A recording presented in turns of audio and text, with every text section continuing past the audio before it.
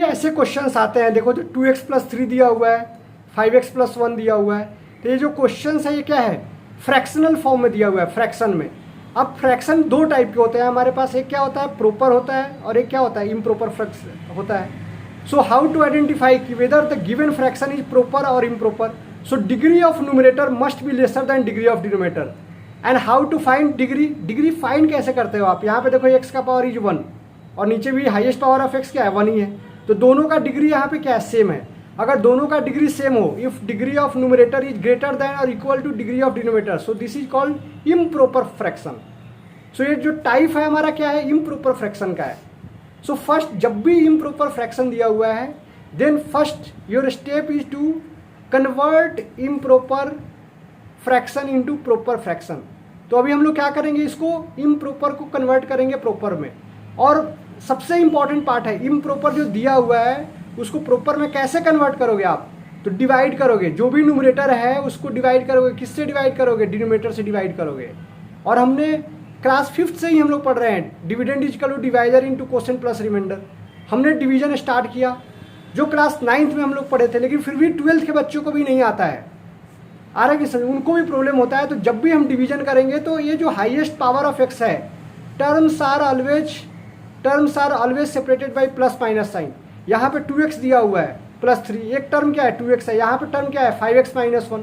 तो सबसे पहले जब भी अगर इस फॉर्म में नहीं दिया है, स्टैंडर्ड फॉर्म में दिया है कि पहले हाईएस्ट पावर को लिखते हैं फिर उससे लोएस्ट फिर उससे लोएस्ट, तो हम लोग क्या करेंगे 2x को हम लोग को रिमूव करना है, इसलिए 2x डिवाइडेड बाई 5x किया तो हमारा वैल्यू कितना आया यहाँ पे 2/5, यही आया ना। जब भी आपने ये किया तो आपका वैल्यू कितना आ रहा है 2/5। अच्छे से देखो आप, सबको ही देखो अच्छे से, काफ़ी इंपॉर्टेंट क्वेश्चन है। 2/5 आया और जैसे ही 2/5 आया तो हमने 5x माइनस 1 को 2/5 यहाँ पे दोनों को मल्टीप्लाई करना है, मतलब हमको क्या करना है 5x माइनस 1 और यहाँ पे क्या करने वाले हो आप, मल्टीप्लाई करने वाले हो 2/5 से। सो 5x इंटू 2/5 क्या आ गया 2x, और यहाँ पे क्या आ गया माइनस 2/5, कैंसल आउट कर दिया और यहाँ पे दोनों को ऐड कर देंगे तो 17/5। देखो कैसे ऐड करते हैं दो टर्म को।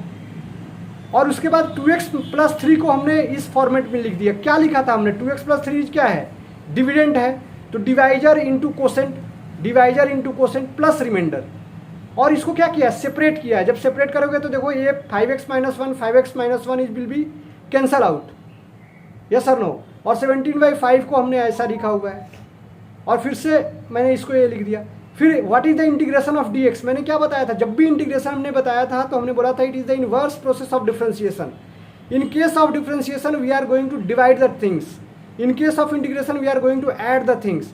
इसलिए dx का क्या होता है x होता है, और प्लस c1 ये सब बार बार नहीं लिखना है, लास्ट में एक c लिख देना है।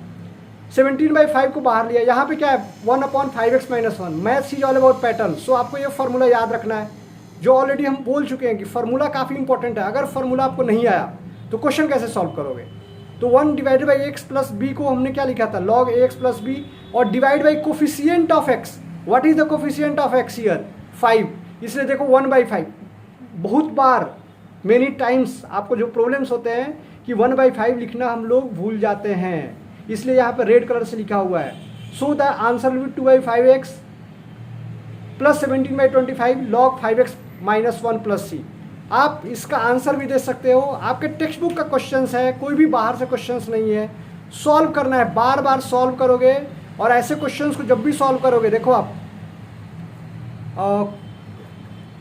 जो क्वेश्चन नंबर ये था देखो डिवाइड करके बताया हुआ है, आ रहा है क्या समझ में, डिवाइड करके हमको बताया हुआ है।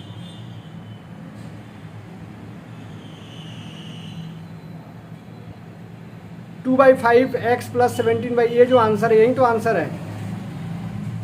सो काफ़ी इंपॉर्टेंट क्वेश्चंस है। अगर आपको लगता है कि फिर से मुझे एक्सप्लेन करना चाहिए तो फिर से भी एक्सप्लेन करूंगा मैं। यस और no, any doubt?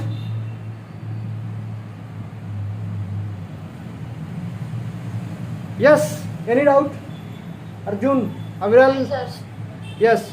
So please note down this.